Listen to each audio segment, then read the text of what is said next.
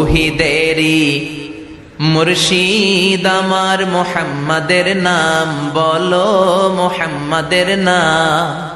আল্লাহর নাম জপলে বুঝতে পারি আল্লাহরই কালাম বলো, মুহাম্মাদের নাম।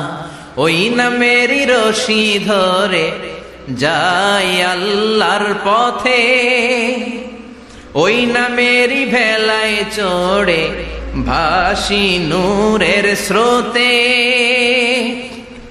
ওই নামের বাতি জেলে দেখি আরশের মুকাম বলো, মুহাম্মাদের নাম। পড়েন তৌহিদেরি মুর্শিদ আমার মুহাম্মাদের নাম বলো, মুহাম্মাদের নাম। আল্লাহর নাম জপলে বুঝতে পারি আল্লাহরই কালাম বলো, মুহাম্মাদের নাম।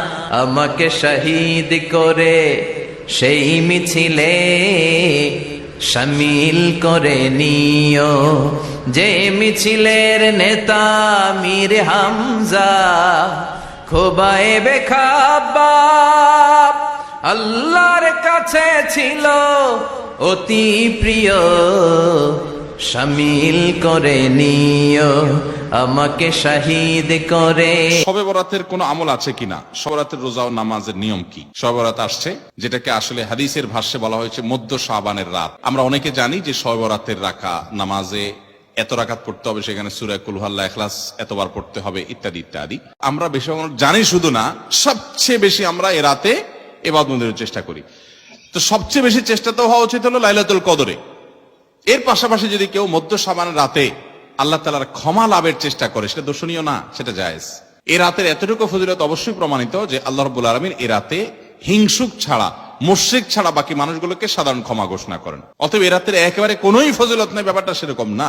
এই রাতে আল্লাহ তাআলা মুশরিক যারা শিরকে লিপ্ত, হিংসুক ছাড়া, বিদআতে লিপ্ত ছাড়া, যে ব্যক্তি সুন্নাহ মেনে চলতে চায় না, এই লোকগুলো ছাড়া বাকি সব ইমানদারদেরকে সাধারণ ক্ষমা ঘোষণা করেন। আল্লাহর সাধারণ ক্ষমা ঘোষণা পাওয়ার জন্য সে রাতের আমল যদি বলেন, তাহলে আমি বলবো শিরিক থেকে মুক্ত হন, হিংসা থেকে, বিদ্বেষ থেকে, শত্রুতা থেকে মুক্ত হন, কারোর পিছে লাগালাগি করেন না, অন্তরে কারোর প্রতি ক্ষোভ, হিংসা থাকলে, শত্রু থাকলে মুছে ফেলান, পরিষ্কার হয়ে যান এবং বিদআত থেকে মুক্ত হয়ে যান, সুন্নতকে আঁকড়ে ধরেন।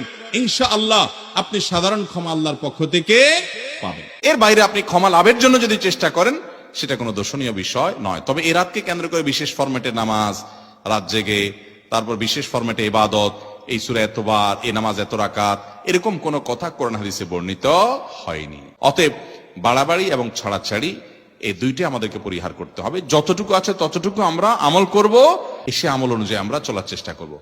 ইফতারের শুরুতে বিসমিল্লাহ বলে ইফতার শুরু করতে হবে, ইফতার করা শেষ, এরপরে দোয়া পড়তে হবে। আমরা অনেকে ইফতারের আগে দোয়া পড়ি, এই দোয়াটা পড়তে হয় ইফতারের পরে। দোয়াটা হলো যাহাবাজ জামা ওয়াবতাল্লাতিল উরুক ওয়া সাবাতাল আজরু ইনশাআল্লাহ। এটা হলো দোয়া। যাহাবাজ জামা মানে হলো আমার পিপাসা দূর হয়ে গেল, ওয়াবতাল্লাতিল উরুক আমি ইফতার করার মাধ্যমে প্রশান্ত হয়েছে, আমার শিরা উপশিরাগুলো সবগুলো সিক্ত হয়েছে, ওয়া সাবাতাল আজরু ইনশাআল্লাহ, এবং এই রোজার বিনিময় আল্লাহর কাছে সাব্যস্ত হলো ইনশাআল্লাহ। এই দোয়া পাঠ করা সুন্নাহ। তাহলে ইফতারের পর আমরা এই দোয়া পড়ব। He was Muhammad sallallahu alayhi wa sallam, Muhammad, mercy upon mankind, teacher of all mankind, Abul Qasim, ya Habibi, ya Muhammad, ya Shafi'i, ya Muhammad, خير خلق الله محمد، يا مصطفى يا إمام المرسلين، يا مصطفى يا شفيع العالمين.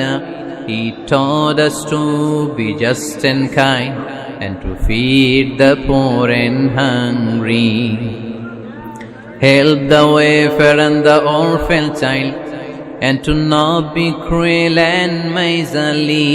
His speech was soft and gentle, like a mother stroking her child. His mercy and compassion where most radiant when his smile was Muhammad sallallahu alayhi wasallam.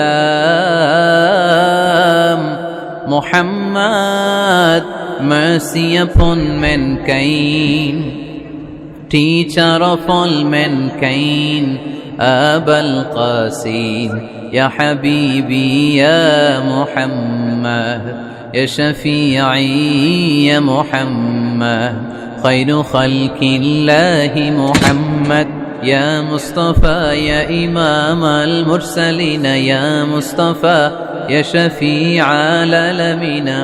He taught us to be just and kind, and to feed the poor and hungry, help the wafer and the orphan child, and to not be cruel and miserly. His speech was soft and gentle, like a mother stroking her child.